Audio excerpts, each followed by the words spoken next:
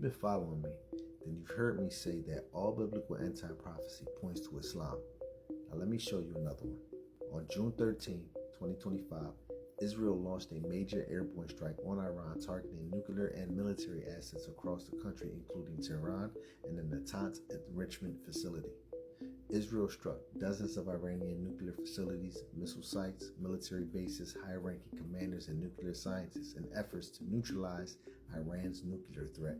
And since then, Iran has also exchanged fire. Now, why is this so significant? Well, let's look at the Bible. In the book of Zechariah, chapter 5, verse 1, the prophet sees a flying scroll. Verse 2 tells us that it's 30 feet long and 15 feet wide. Verse 3 and 4 mentions, "Then he said to me, this is the curse that goes out over the face of the whole earth.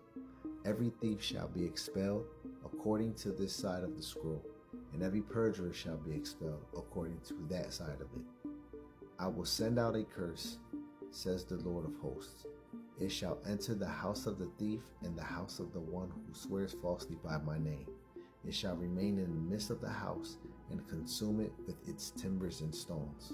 In these 4 verses, Zechariah has a vision of a flying scroll 30 feet long and 15 feet wide going out to destroy the land. Verse 7 mentions a lead disc being lifted up, and what he sees he refers to as a woman sitting in a basket.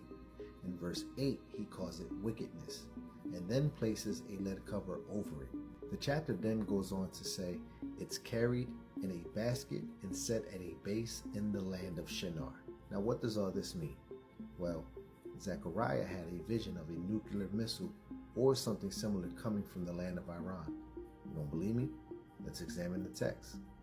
In verse 2, he sees a flying scroll 30 feet long and 15 feet wide. So verse 2 gives us the measurements of this flying scroll, which resembles a missile. Verse 3 mentions that it's a curse going out to destroy the whole earth, even destroying timbers and stone. Verse 7 mentions a lead disc being lifted up and what he describes as a woman sitting in a basket. Just look at the photos.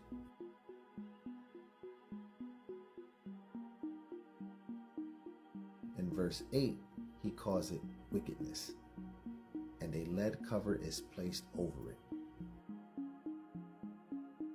Did you know that lead is used to shield radiation?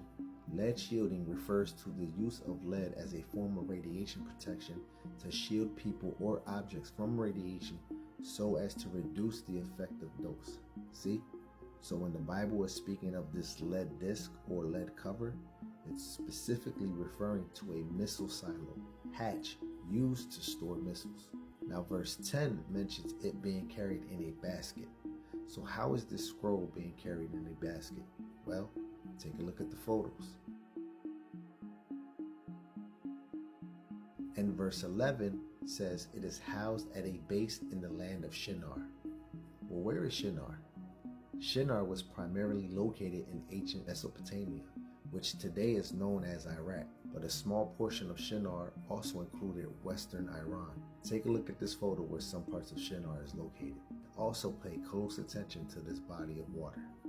Now, did you know that Iran also has a nuclear facility called Darkhoven Nuclear Power Plant? Take a look at where it's located. Do you see that body of water? The similarities are irrefutable. Now, what have we learned so far? Well, Zechariah sees a missile, and he calls it a flying scroll, which is 30 feet long and 15 feet wide. He describes missile silos as a basket that the missile sits in. He even describes a lead disc which resembles a missile silo hatch. Then he tells us it is housed at a base in the land of Shinar, which we discovered is also in Iran, at the same location where they currently have nuclear power plant called Darkhoven Nuclear Power Plant. Folks, once again, all biblical end-time prophecy points to Islam, and you are witnessing prophecy happen live today. I encourage you to give your life to Yeshua, because his words are true and his return is upon us. Thanks for watching.